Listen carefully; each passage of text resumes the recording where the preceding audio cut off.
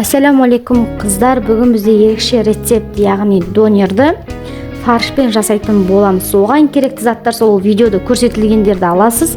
Және ескертетін жайт, етті өз қалауыңызша пиязбен қуырсаңыз да немесе пиязсыз қуырсаңыз да болады. Донерге ерекше дәм берейін деп осылай фаршты мен пиязбен қуырып алдым. Және фаршқа өз қалауыңызша әртүрлі дәмдеуіштер мен дәміне қарай тұз, бұрыш салсаңыз болады.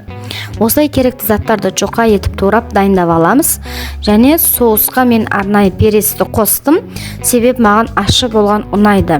Өз қалауыңызша ащы емес те жасасаңыз болады.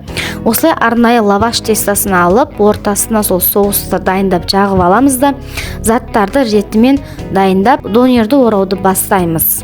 Достар, каналға міндетті түрде тіркеліп, лайк басып, пікір қалдыруды ұмытпаңыздар. Сіздердің қолдауларыңыз мен үшін өте маңызды. Осылай қазақша контентті көтерейік.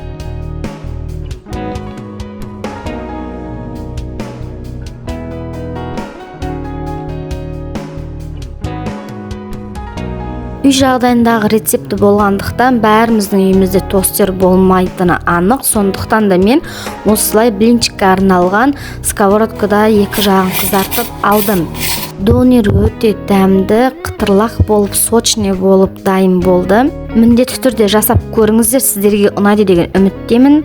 Ас болсын, келесі кездескенше сау болыңыздар.